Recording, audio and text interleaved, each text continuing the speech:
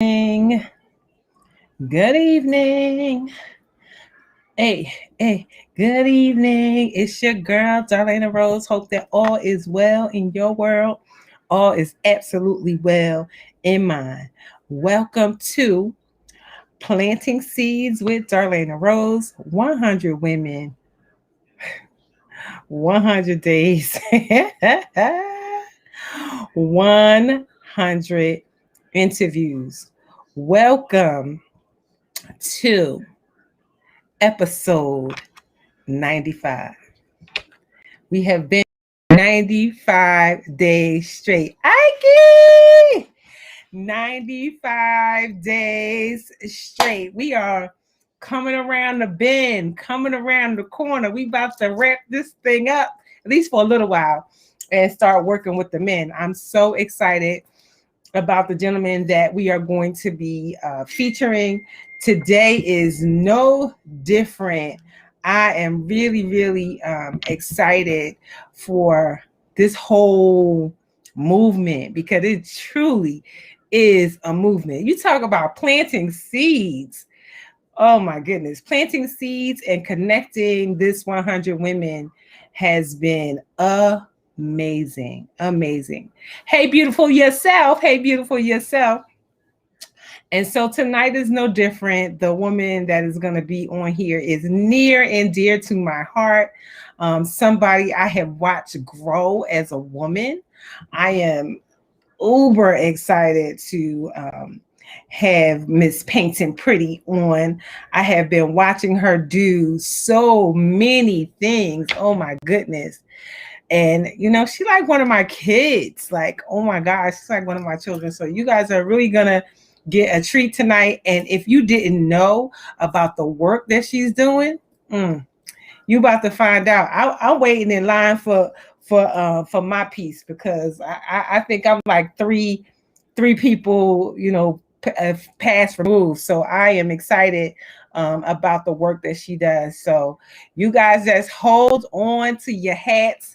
Facebook, Instagram, YouTube, Periscope. You are in for a treat tonight. You had a car cute like that. That's how you had to do it. I missed it. Wendy!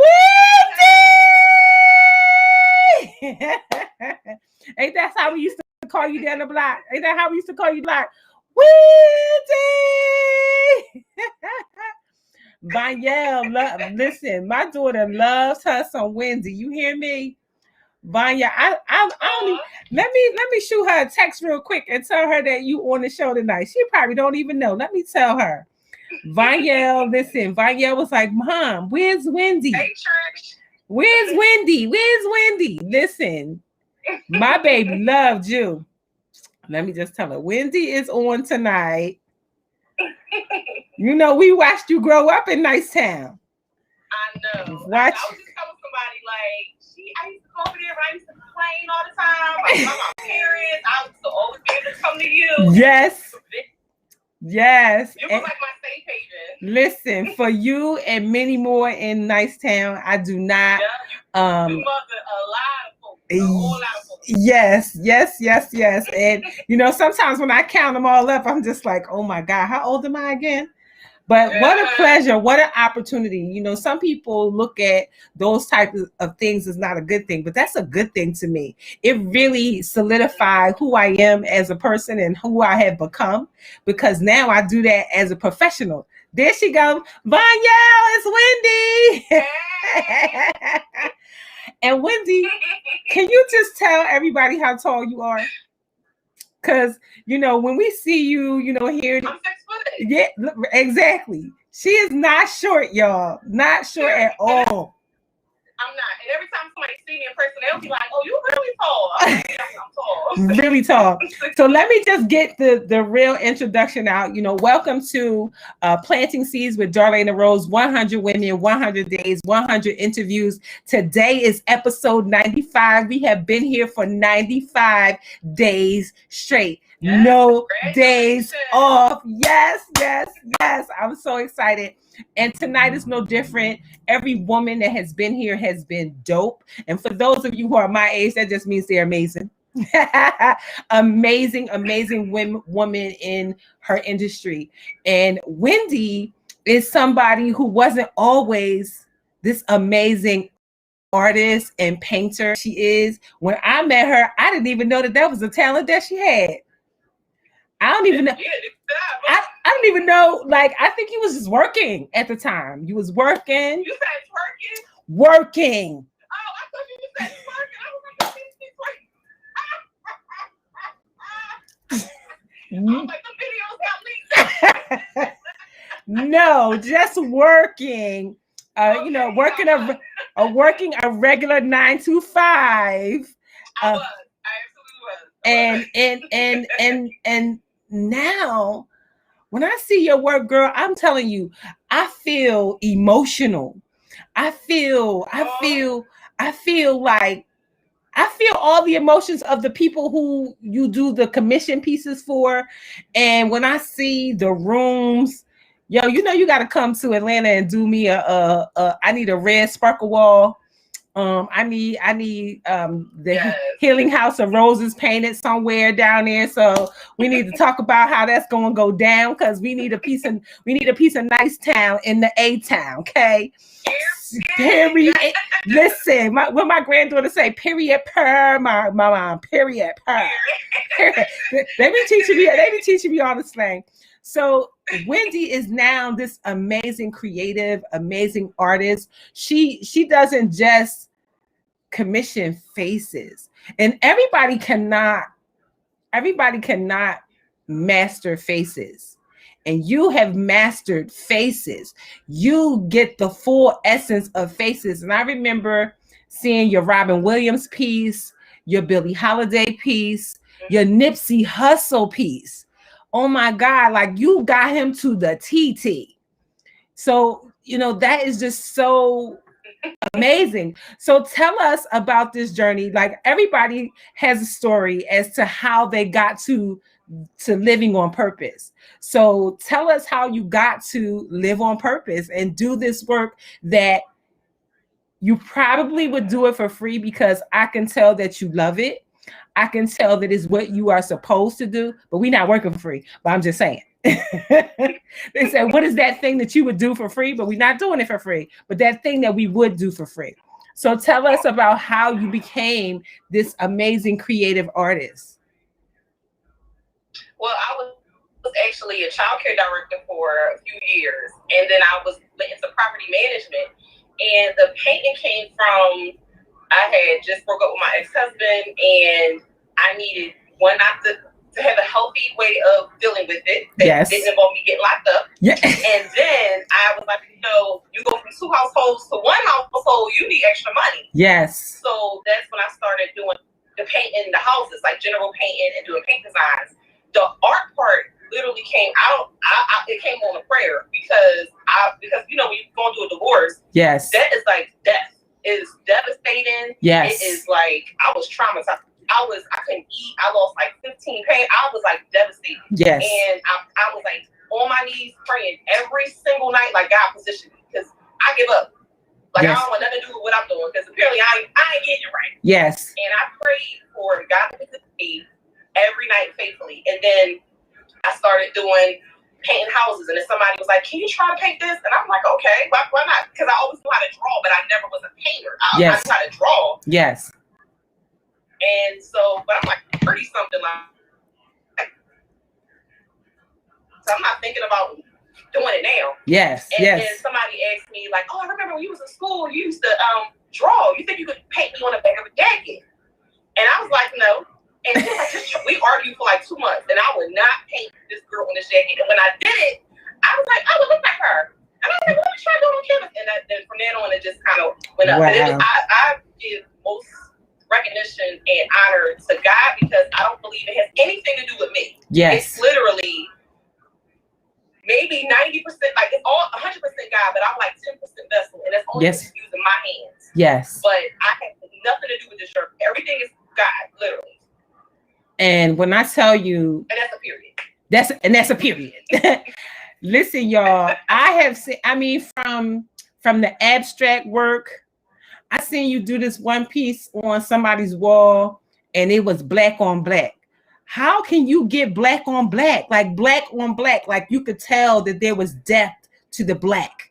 Like it was amazing. Oh, it's the finishes. So the finishes allow certain things to pop, but that's called like the ghost look. I actually really do like the ghost look. Listen. I don't got nothing but white walls in my house. Nothing but white walls everywhere. So we got to switch that up. White. What is the whole house is white. Every single wall is white in the whole house. And so you got to see it. Matter of fact, I'm gonna send you some pictures so we can talk about it. But I am so like I saw you do on the outside of a house. You painted flowers on the outside of this house. Y'all, when I tell you, she has painted on everything from canvas to walls to brick walls, and the concepts for daycare centers. Like I love doing daycare centers. Daycare, the ABCs and the 1, 2, 3s and all of the characters and all of that. I was so amazed, and I'm like, who gives her these concepts? How do you think of the concepts? Do people just say, do they just give you free range and just say come up with something, or do they have an idea usually? So sometimes,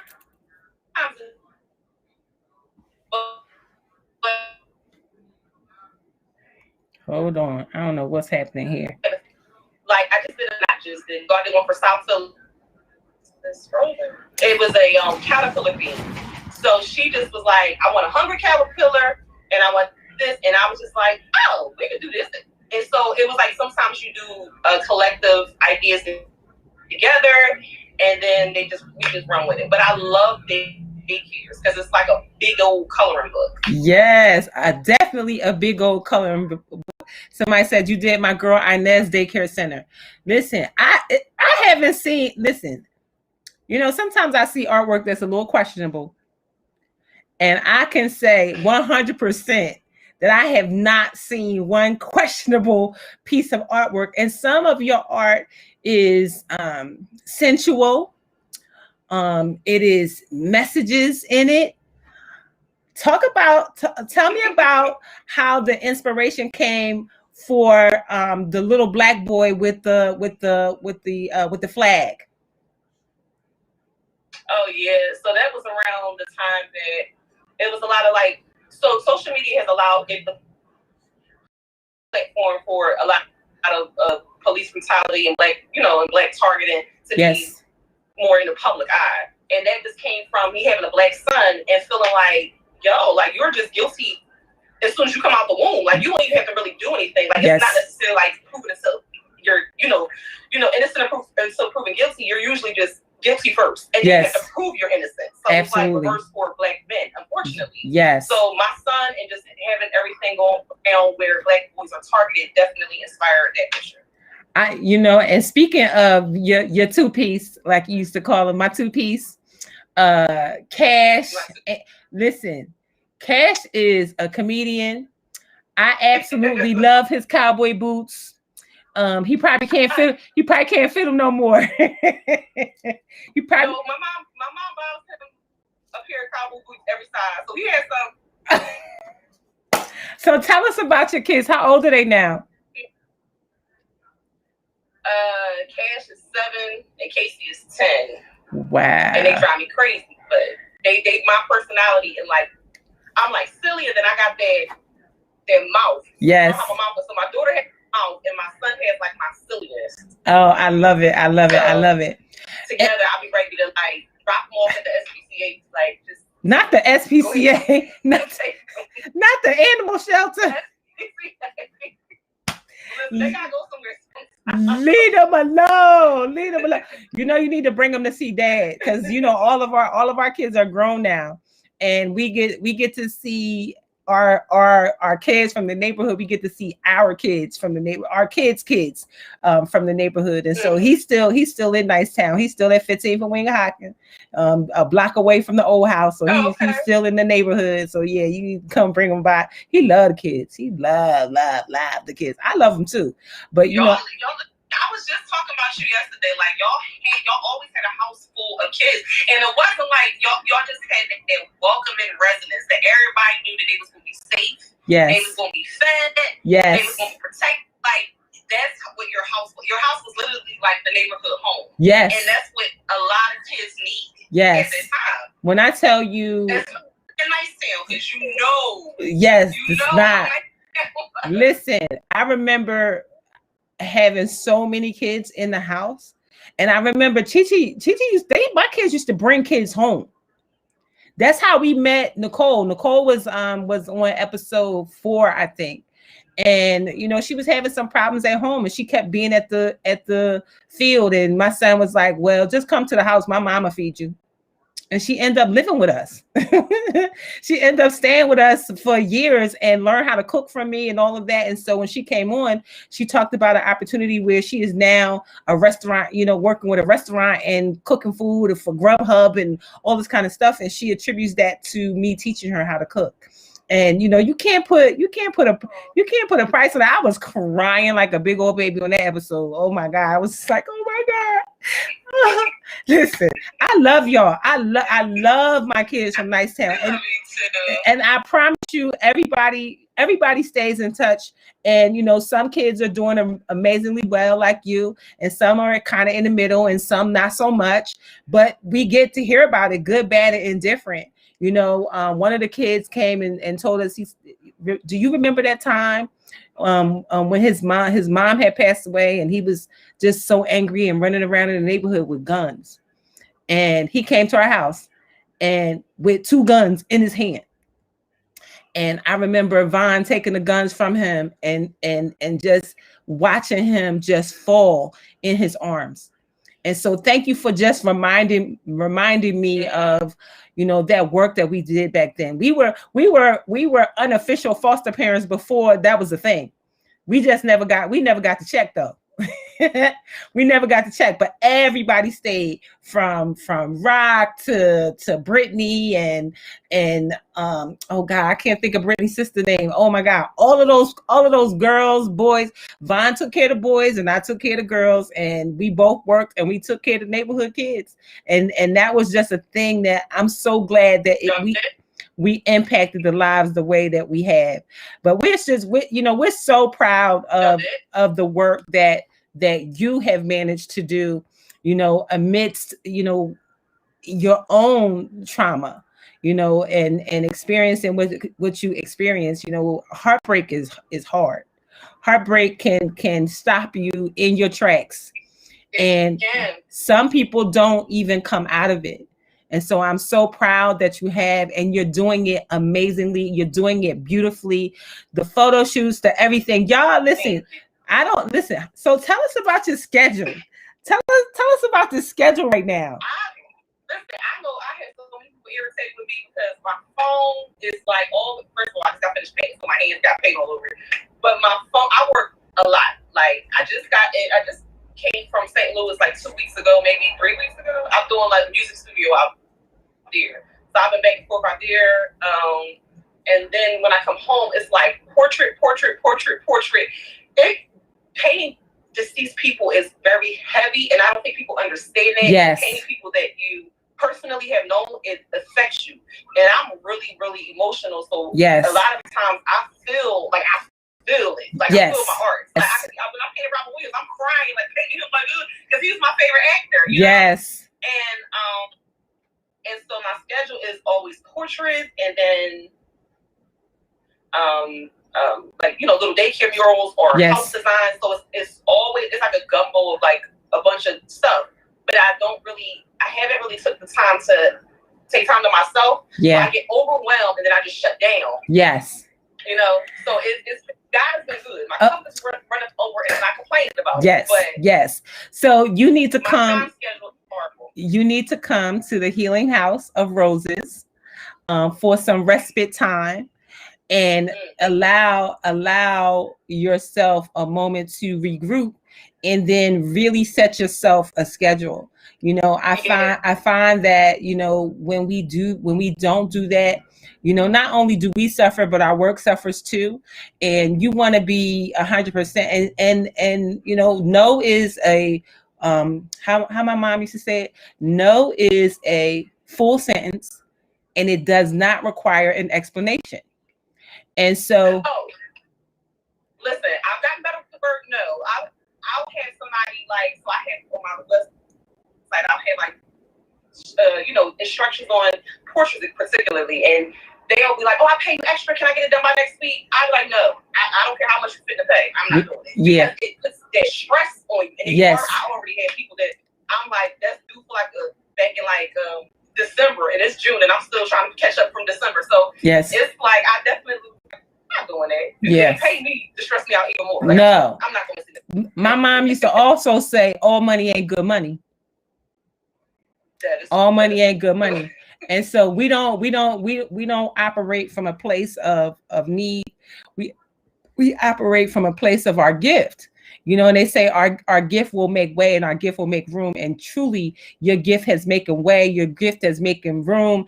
Listen, they say press down, shake it together, all of that. And see, I know, right, listen, and I know the journey. And that's why I think, you know, hearing you in this moment, I must insist that you come to the Healing House for some respite. You must come. You must come. Yeah, as long as you cooking, I'm straight. Oh, always cooking. Always. It's my favorite thing. You know, cooking is my love language.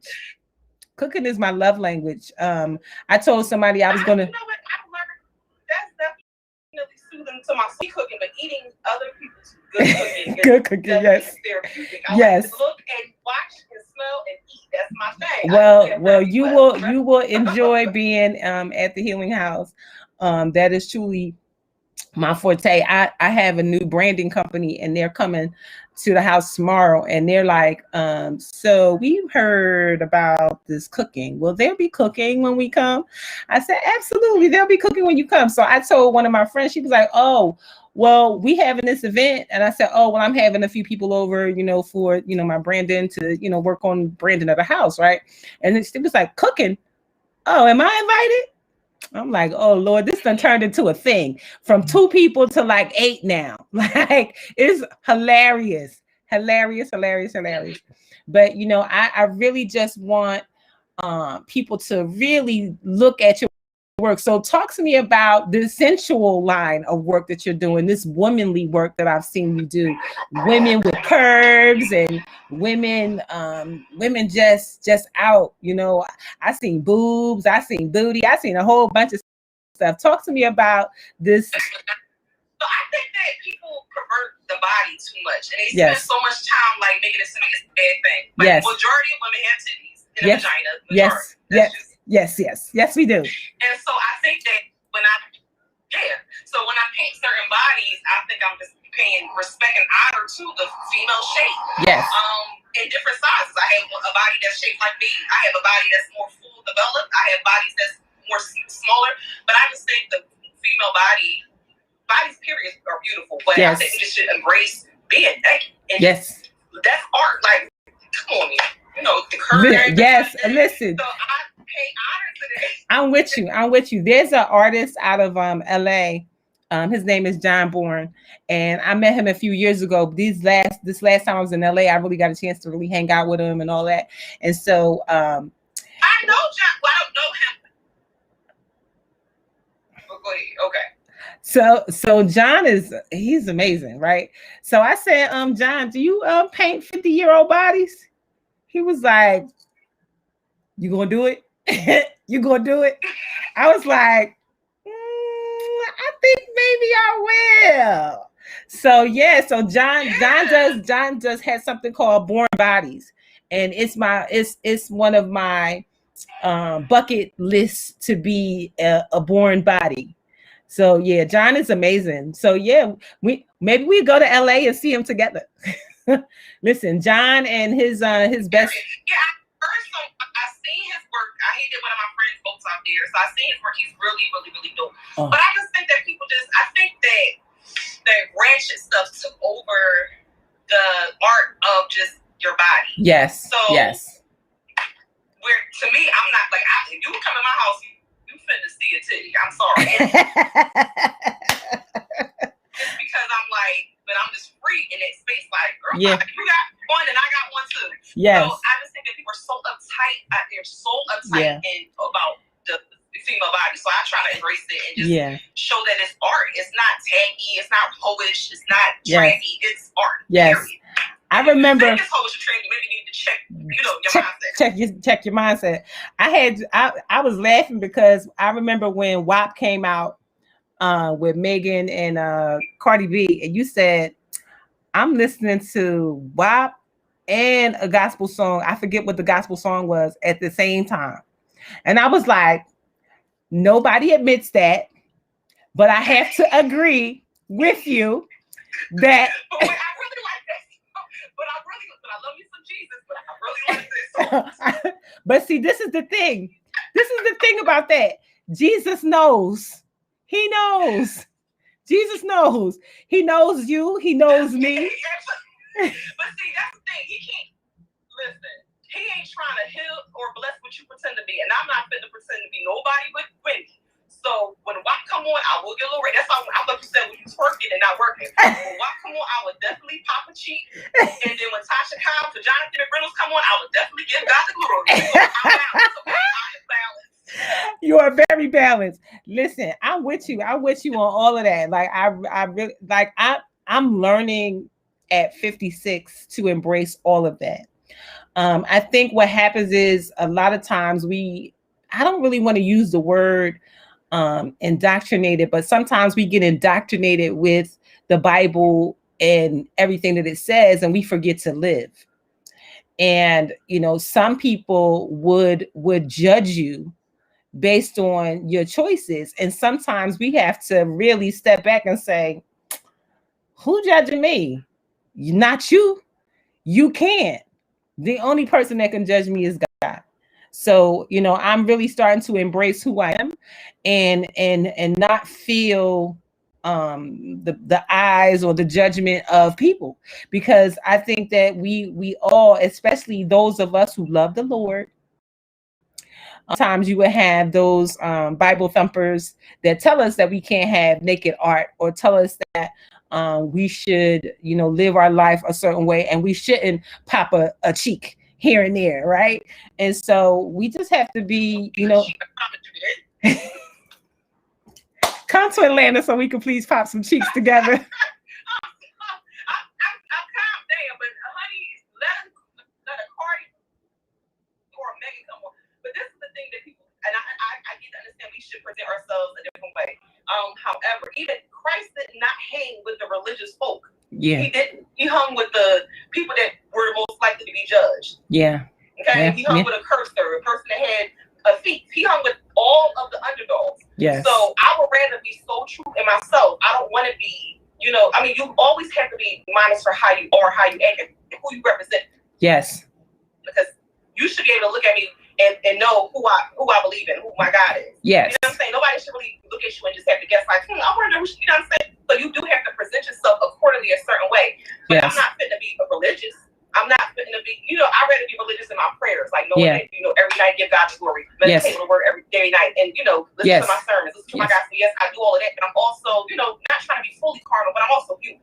So yes. Megan or Cardi come on. Like, it's on. I can definitely. It's on. And know this, Atlanta is I'm working on that. I swear I'm working. Listen, how Steve Harvey say, I'm a different kind of Christian. He ain't through with me yet. He said, I relate to Peter on every level. Listen, yes. Listen, so Steve said, if you think you a better Christian than me, then maybe you're not really a Christian. But through with me yet, he know I cuss a little. Not curse, I cuss a little. And so that, we really just have to stop judging people so much. We really do. Mm-hmm. And I feel like if you worry about yourself, like even you could have been one of them, the ones that worried about what people were saying, who was coming in and out your house, but it wasn't. If you were so worried about that, you would not have done what you did for the people in the neighborhood, especially people like me. Like I live right around the corner from you, but I would get mad, and instead of doing what everybody else was doing, I was coming to your house for guidance and counsel. And I think that's the part about being a Christian, and that's the part about being a follower of Christ. Like, everybody is going to fall short. Pastors is going to fall. No matter who, I don't care if you know the Bible front to back, back to front, top to bottom, it doesn't matter. Everybody falls short in some area. And it's not up to that believer to worry about somebody else. You can feed somebody, you can plant seeds and help God, but not to throw books and judge and have somebody feeling like I should bring you to Christ and warmth. And by example, not by condemning you or pointing my fingers like the Pharisees. I'm not, you know what I'm saying? So you have to watch yourself before you try to watch other people. Absolutely. And you know what? I don't know what that scripture is, but it said, stop trying to take a splinter out of your brother's eye when you got a whole plank of wood in your own eye. A whole the whole Everest tree. Yes. So that's what I was about to say. I was like, sometimes people just should really just mind their own business and let people be about the business of their business. So lead by example instead of judgment. Lead by example. Exactly. And you truly are the epitome of the example. You're the epitome of, life didn't go the way that I thought it was going to go, but I have pivoted. And in my pivot, God has blessed my hands, the work of my hands. And now I don't got to show up at no 9 to 5. I get to choose how I live my life. I get to choose how I feed my family. I get to do it in a way that is so full of love, that is so full of grace. I mean, when I see, I heard you say the things that you said about commission pieces a long time ago when you talked about painting deceased people. And it made me even think, do I even want that? Because I lost my mother, my father, and my brother. And I was saying, that is heavy. And I think that sometimes people absolutely do not realize that people with a heart are so empathetic and they sympathetic and they feel it and just sometimes just being with somebody who's lost somebody, you feel their pain. And so the fact that you're drawing their eyes and their eyes are open and their face and then their body and whatever facial expression that it is, I've seen them and I've seen the people that have received them and I see them in the tears that they're in. And I said, I know she was crying the whole time she was doing it because that's somebody's mother, that's somebody's brother, that's somebody's father, and so you're to be commended so highly for that work. And those people look exactly like the pictures. Exactly like the pictures that are giving you, so your talent is to be, it's bar none, the highest I've seen. And so, Wendy, is there anything, because I normally, I have all these Women's Month questions, but see, I knew your story and I wanted people to hear that story and feel that story and know that, you can come from anywhere and make a change. You are the epitome of your gift will make way. You are that. You are that. Oh my God, you are that. Like the gift of your hands is feeding you and your children and whoever else you so choose to help, whether that's your mother, your father, your sister, whomever. Your gift is doing that. And that, how brave you have to be to say, yeah, I know how to do this. I think I'm gonna go ahead and step out on faith and I'm gonna do it full time. People don't do it. They scared. I talk to clients all the time that are completely petrified of their own gifting, of being able to say, you know what, I am good at this. And it's okay to say, I'm good. Matter of fact, I'm great. I'm amazing at this. Yep, it's other people that do good too, but I'm badass at this. I'm a listen, I'm really good at this badassery at this point. And that is so you. And thank you for being the example. Thank you for being the evidence that you can survive as a single mother, that you can survive divorce. You are on the other side of it and now standing in front of it as the evidence for every other woman that is going through that right now. That has some speak like over me, child. Yes, you are. That's what I see. That's what I see. You know, I see you as the evidence for so many because, you know, right now, especially with so many people who lost their jobs and everything with the pandemic and people don't know what to do and all that kind of stuff. Here you are as the evidence. Listen, you was painting before the pandemic. You was painting in the pandemic. And you now painting. Yes, exactly. And that is because you. I was just about to say, because you trusted God and you said, you know what? Let me go ahead and keep walking this walk.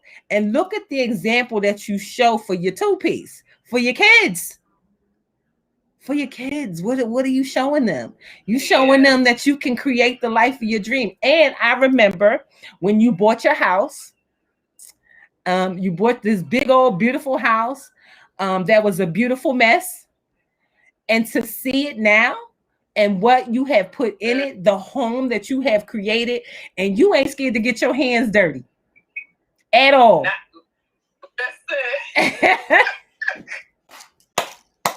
I love it. I'll be dressed up and my hands be busted. Like she cute, but her hands dirty. It's paint, y'all. It's not dirt. It's paint. It's paint. It's paint. But you, so you know the whole journey of home ownership. You know, okay. Tell us how old you are, Wendy, please. I'm 36. 15. You 15 years old. You still 15 to me.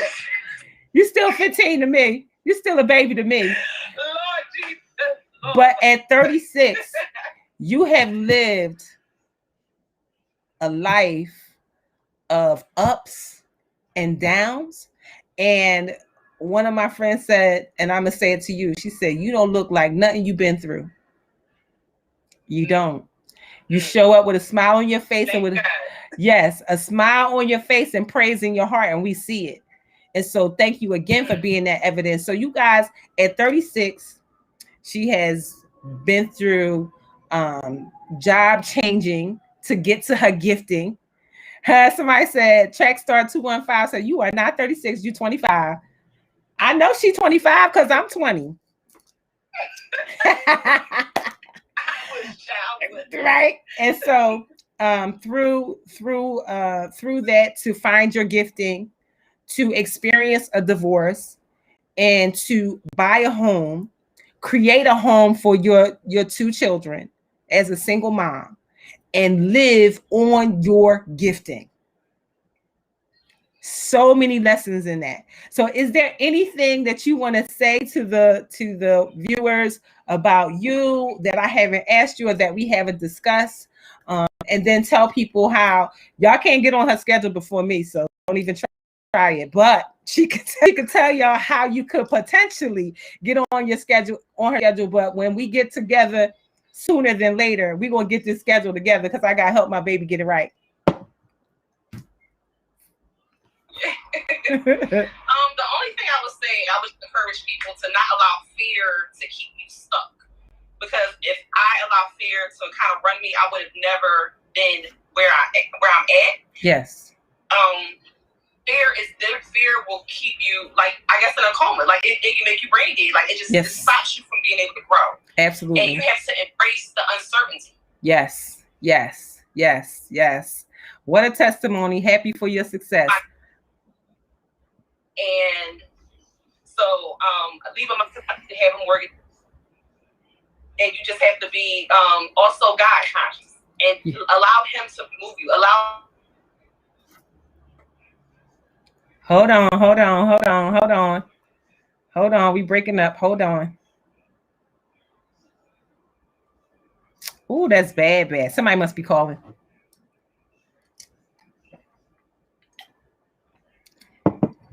Hold on. Hold on, y'all. Hold on. She's gonna pop back on in a second. Oh, we lost her. Dang it. She was just giving us the tea. She was just giving us the tea. But hold on. There she go. Hold on.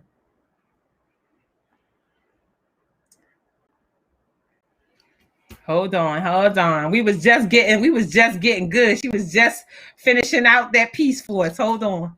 There she go. I was like, what happened? Yes. So you said, yep, always. So we heard you say, don't let fear stop you. Fear can put you in a coma, and then everything else went out. Like you're here, but you're not here because you're not living to your full potential. Absolutely. Fear is false evidence appearing real, and it really does appear real. And you know, you have, before, when you decide to do something, before you even do it, that negative chatter comes up and says you can't do that. You can't do that. Why would you do that? Your comparison. Yeah. Comparison also, looking at somebody else's work and feeling inadequate, and that's why when you were talking about saying I'm great, you have to affirm yourself, because it's so easy to let them demons talk to you and have you feeling like you're not good enough. Yes. So you have to constantly affirm yourself, because that one little seed of negativity constantly grows, and you have to constantly kill it daily and constantly feed yourself. Yes. So between comparison and fighting against fear, every day I'm like, all right, God, let my schedule stay full, let my bank account stay, like, you know. Yes. But I didn't scare. I didn't allow. It wasn't like I did not have fear. I just didn't let it stop me from believing that God was going to keep me grounded and hold me. Yes. So that's my only advice: is to don't compare yourself to nobody. Don't let fear stop you, and keep your eyes focused on God's purpose for you. What He has for you is for you, and that's on period. That's on period. That's on Mary Had a Little Lamb. That's on Humpty Dumpty. They told me that too. The kids told me that too. But I am so grateful and so thankful for you. I absolutely, oh my goodness. I just can't wait to bring you to the healing house so that you can see. I'm going to send you some pictures of what I have done so far. You're not going to believe it. My house is a concept house. The whole house is red and white. So I already know what you could do. Matter of fact, I don't even think I want it on the walls, because I might have to take it with me. So I don't know. I might have to put it in some kind of thing that I could take with me. But I am so grateful. You guys, make sure you follow my baby. This is one of my kids, one of my girls, who is really showing us how it's done. She's showing us old heads not to be scared. She's showing the old heads to step into your purpose. So step into your purpose. This is episode 95 is in the bag. We will be back here tomorrow for episode 96. Know that we are on June 20th. We start 100 men. So we did 100 women, and we're going to start 100 men on Father's Day. I'm very, very excited about that, because this whole 100 has turned into a whole movement. I only did it because I thought that I was going to introduce my amazing friends to my amazing friends. And what has happened is a whole movement. And you'll get to see all of the things that we're going to be doing, because there's so much to do. The Darlaina Rose magazine is dropping on June 15th. So if you are a writer, if you want to be featured, all that kind of good stuff, make sure that you DM me and let me know that you want to be a part of the magazine. I need all of y'all. I need all y'all stories. I need everything. This is a platform that I have. This 100 women really showed me that there's so many people that don't have a space to talk about us. And so this magazine is a lifestyle and brand magazine, and it's all about dope, amazing people doing dope, amazing things. And, you know, God gave that to me too. It wasn't even my idea. So we're going to step into it and walk into it and get it done. Wendy, thank you so much for being here. You are amazing. I will continue to watch, follow, love. And I just know that we will be together sooner than later, because, we might have to get you flued out. Yes, period. Yeah, on period. So you guys come back tomorrow. We'll be back here tomorrow, same time, same station, 7 p.m. We will see you guys tomorrow. Thank you so much. Thank you, Malik. Malik said great conversation. And if you're just tuning in, go back and watch the replay. It will be up on IGTV. Thank you again. Thank you, Wendy. We'll see you later. Bye, everybody. Thanks for watching. What an amazing interview. Thank you, Jess. I'm glad you got your shirt.